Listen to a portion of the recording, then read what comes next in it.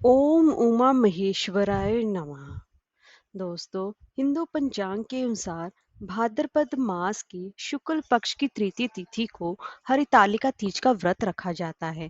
यह व्रत हरियाली तीज, कजरी तीज की तरह ही मनाया जाता है और इस दिन भी सुहागन महिलाएं अपने पति की लंबी आयु, अच्छे स्वास्थ्य और खुशहाल जीवन के लिए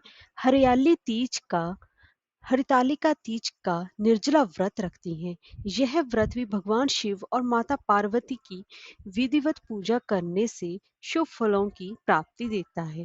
दोस्तों, आज हम इस वीडियो में बात करेंगे कि हरितालिका तीज की पूजा का शुभ मुहूर्त क्या है, ये कब पड़ रही है और इसी के साथ ही हरितालिका तीज की पूजा का मुहूर्त कौन कौन सा रहेगा और इसी के साथ ही हरितालिका तीज का प्रदोष काल का मुहूर्त क्या रहेगा और इसके साथ ही हरितालिका तीज की पूजा विधि और उसका महत्व और हरितालिका तीज पर ऐसा कौन सा खास महाउपाय करना चाहिए जिससे कि पति पत्नी के संबंध मधुर बने। तो चलिए वीडियो शुरू करते हैं।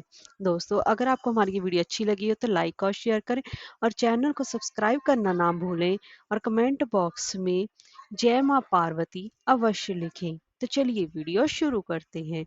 दोस्तों, हरितालिका तीज माँ पार्वती ने भगवान शिव को पति के रूप में पाने के लिए बहुत ज्यादा कठिन तप किया था। तब जाकर उनको भगवान शिव की पति के रूप में प्राप्ति हुई थी। इसीलिए हरितालिका तीज का व्रत किया जाता है। भाद्रपद माह के शुक्ल पक्ष की तृतीय तिथि, जो कि 17 सितंबर को सुबह 11:08 से प्रारंभ हो रही है और 18 सितंबर को दोपहर 12:39 तक रहेगी। ऐसे में हरितालिका तीज का व्रत 18 सितंबर 2023 को रखा जाएगा।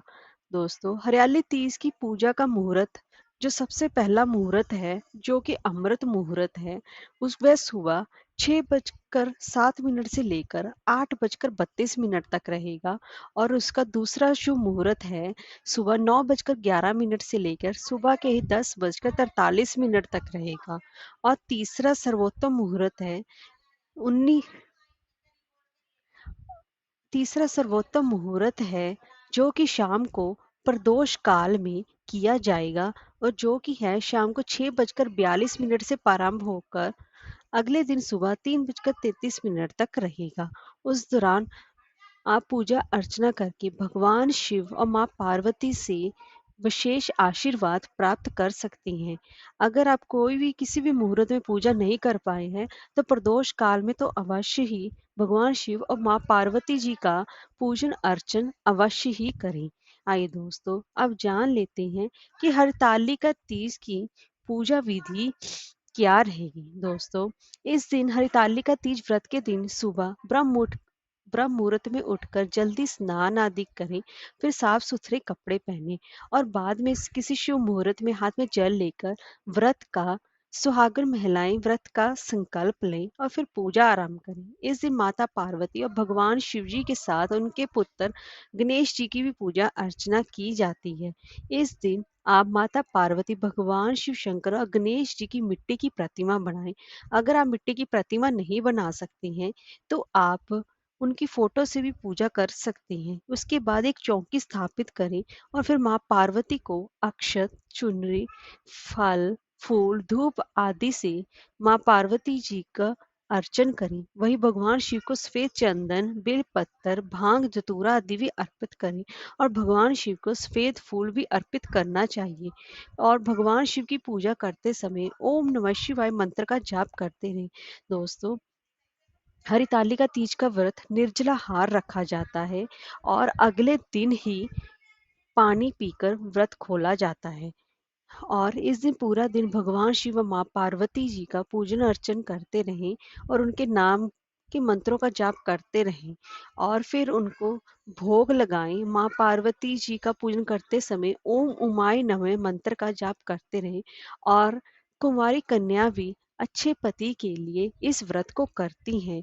और इसी के साथ अगले दिन 19 तारीख को सुबह ब्रह्म मुहूर्त में जल्दी उठें और फिर उसके बाद भगवान शिव व माँ पार्वती का फिर से पूजन अर्चन करें और उनको भोग लगाकर ही अपने व्रत का पारना यानी कि अपना व्रत खोलना चाहिए। आइए दोस्तों, अब जान लेते हैं कि हरितालिका तीज की पूजा का क्या महत्व है। दोस्तों, हरितालिका तीज का महत्व बहुत ही ज़्यादा खास माना गया है।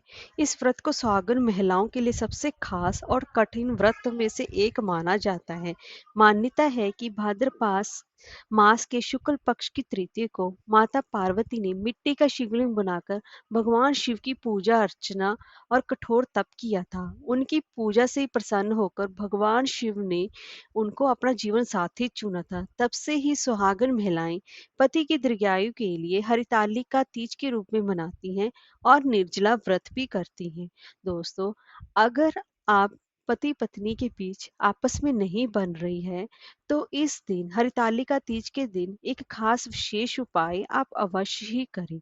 इस दिन अगर आपकी पति पत्नी के बीच दूरियां आ गई हों, तो आप सुबह से निर्जला या फिर जल पीकर उपवास रखें।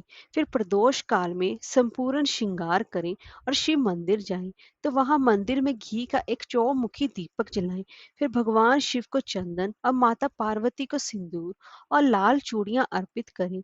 फिर नमः शिवाय मंत्र का 108 बार जाप करें और फिर उन चूड़ियों को प्रसाद स्वरूप अपने साथ घर ले आएं और हमेशा उन्हें पहने रहें। ऐसा करने से आपके पति पत्नी में जो बीच में इतनी दूरियां आ गई हैं, वह धीरे धीरे कम होने लगेंगी। जय माँ पार्वती।